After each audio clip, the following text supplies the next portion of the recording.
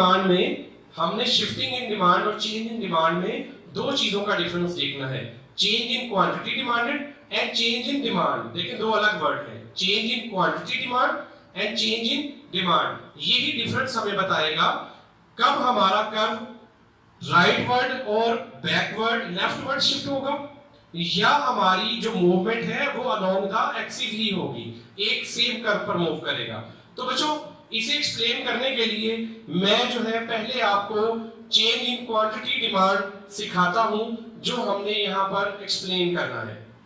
तो देखें जो चेंज इन क्वांटिटी डिमांड है,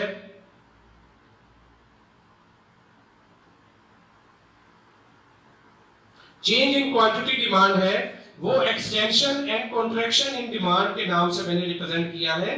बेसिकली लॉ ऑफ डिमांड का ही दूसरा नाम चेंज इन क्वांटिटी डिमांड है, यानी extension and contraction in demand. तो बच्चों आप देख सकते हैं कि जब प्राइस कम हो और डिमांड पहले से ज्यादा हो जाए तो उसे क्या नाम देते हैं, एक्सटेंशन ऑफ डिमांड। प्राइस और डिमांड वही नेगेटिव रिलेशन है, सेम रिलेशन है जो हम पहले भी पढ़ रहे थे, लेकिन इस रिलेशन में प्राइस कम होने पर जब डिमांड बढ़ती है तो इसे बोलते हैं एक्सटेंशन ऑफ डिमांड। डिमांड किसकी वजह से चेंज हुई है, प्राइस की वजह से। तो लॉ ऑफ डिमांड तो वही था ना कि प्राइस की वजह से डिमांड चेंज हो। और कॉन्ट्रैक्शन किसको बोलते हैं, जब कीमत बढ़े और डिमांड क्या हो जाए, कॉन्ट्रैक्शन ऑफ डिमांड। डिमांड क्या हो जाए बच्चों, कम हो जाए, सुकड़ जाए, थोड़ी रह जाए, उसे हम कॉन्ट्रैक्शन ऑफ डिमांड का नाम देते हैं। तो बच्चों ये लॉ ऑफ डिमांड की ही दूसरी शेप है।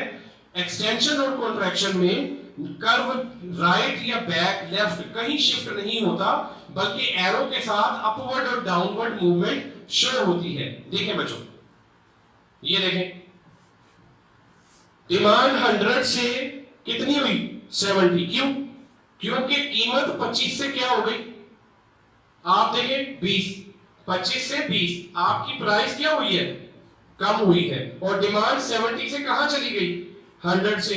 ये Q1 और ये Q2 और ये P2 और P1। तो जब प्राइस कम हुई डिमांड बढ़ गई, और इसी तरह जब डिमांड ये प्राइस बढ़ेगी तो डिमांड क्या हो जाएगी बच्चों, कम हो जाएगी। इसकी शिफ्टिंग को, इसकी मूवमेंट को हम ए बी या ए बी जैसे मर्जी रिप्रेजेंट करें, इसे हम extension and contraction in demand कहते हैं। इसमें नया कर्व नहीं बनता, कर्व या तो अपवर्ड बनता है या डाउनवर्ड बनेगा, यानी पॉइंट्स के पॉइंट ऑफ व्यू से, नेम के पॉइंट ऑफ व्यू से ए बी होगा या ए बी होगा। कर्व डाउनवर्ड स्लोपिंग ही बनेगा और नया कर्व नहीं बनेगा। इसे extension and contraction in demand कहते हैं। और ये किसकी वजह से चेंज होता है, प्राइस की वजह से। और जो हमने डिटरमिनेंट्स पढ़े थे, जो इक्वेशन बनाई थी, उसमें प्राइस के अलावा अदर फैक्टर भी लिखे थे, इनकम, टेस्ट, टेक्नोलॉजी, वेदर। यानी अगर प्राइस चेंज ना हो, किसी और वजह से डिमांड चेंज हो जाए, तो उसको बोलते हैं change in demand due to other factors non age change in demands. तो देखें बच्चों, उसकी एग्जांपल ये है। उसकी एग्जांपल में दो चीजें आती हैं चेंज इन डिमांड में, rise in demand, fall in demand. Rise in demand क्या है, देखो प्राइस में चेंज आया, नहीं आया, लेकिन डिमांड क्या हो गई, बढ़ गई, इसे राइज इन डिमांड बोलेंगे। और इसमें देखें प्राइस में चेंज आया, नहीं आया, लेकिन डिमांड क्या हो गई, पहले से कम हो गई, इसे फॉल इन डिमांड बोलेंगे। तो एक्सटेंशन और कॉन्ट्रैक्शन में प्राइस भी चेंज होती है, डिमांड भी चेंज होती है। इसमें प्राइस नहीं बल्कि जो अदर फैक्टर्स हैं, इनकम, टेस्ट, उनकी वजह से प्राइस चेंज हुए बगैर या तो डिमांड बढ़ जाती है या डिमांड कम हो जाती है। तो एक को राइज बोलते हैं और एक को फॉल बोलते हैं। तो बच्चों राइज एंड फॉल की जो डायग्राम है वो कुछ इस शेप में बनती है, जो मैं आपको ये शेप दिखाकर ये टॉपिक को भी वाइंड अप करूंगा। आप जरा इस शेप को समझें कि ये किस तरह बनी है। हम आपको ये मैं एक सिंपल कर्व बनाता हूं, यहाँ क्वांटिटी डिमांड, यहाँ प्राइस, और ये नेगेटिव रिलेशन है डी डी, आपका सिंपल डिमांड कर्व। देखिए बच्चों, राइज इन डिमांड में हमने क्या पढ़ा, प्राइस में चेंज नहीं होगा, डिमांड पहले से क्या हो जाएगी, बढ़ जाएगी। ये देखिए, फर्ज करें ये पॉइंट है, 20 प्राइस और उस पर डिमांड कितनी 70। अब प्राइस तो वही है, प्राइस तो वही है, लेकिन डिमांड कितनी हो गई 100। तो देखें बच्चों पॉइंट कहां पर बनेगा, इस पॉइंट पर बनेगा। बना, हम यहां एक नया कर्व ड्रॉ करेंगे, D D curve right word, आपके राइट वर्ड शिफ्ट हो गया, दाएं तरफ शिफ्ट हो गया, इसको बोलते हैं राइज इन डिमांड। और बिल्कुल इसी तरह फॉल इन डिमांड में कर्व आपके लेफ्ट वर्ड बैकवर्ड शिफ्ट होगा।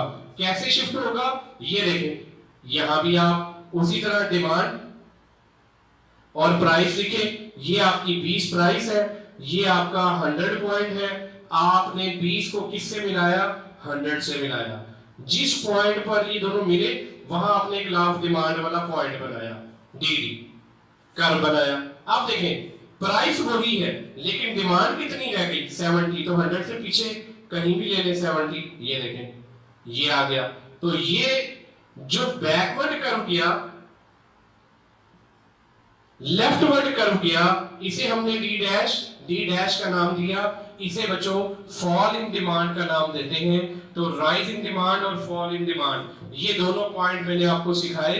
तो मैं उम्मीद करता हूं कि आपको शिफ्टिंग इन डिमांड में दोनों चीजें समझ आई होंगी कि एक्सटेंशन और contraction actually law of demand का ही दूसरा नाम था, जिसमें प्राइस चेंज होने की वजह से डिमांड तब्दील होती है। जबकि मैंने चेंज इन डिमांड में rise and fall in demand आपको सिखाया कि प्राइस में चेंज नहीं आया फिर भी डिमांड बढ़ गई, उसको राइज कहा, उसमें पूरा कर्व राइट साइड पर शिफ्ट हो गया। और फॉल इन डिमांड में प्राइस में चेंज नहीं भी आया तो भी डिमांड कम हो गई। जैसे आने वाले दिनों में वो स्वेटर्स की और जैकेट्स की और कंबल और ब्लैंकेट्स की जो डिमांड है वो गिर जाएगी, तो उसे हमने फॉल इन डिमांड का नाम दिया। उसमें कर्व, पूरा कर्व लेफ्ट वर्ड शिफ्ट हो जाता है। तो बच्चों आप ये डिमांड कर्व्स की प्रैक्टिस करें घर में, शिफ्टिंग की जो है वो डायग्राम्स बनाएं कॉपीज पर, उन्हें व्हाट्सएप पर मुझे व्हाट्सएप करें, मैं उन चीजों को देखूं, उनमें अगर कोई मिस्टेक हो टेबल बनाने में तो मैं आपको समझाऊं। उम्मीद करता हूं डिमांड थ्योरी से रिलेटेड आपको तमाम चीजें समझ आ गई होंगी। आप मेरी ये वीडियोस को देखें, लाइक करें, बेल आइकन जो है उसको प्रेस करें, और फिर कोई ऐसी चीज जो अगर आपको नहीं समझ आई तो मेरे से पूछें। उस वक्त तक सेफ रहें, अपने अपने घरों में महफूज रहें। अल्लाह हाफिज, शुक्रिया।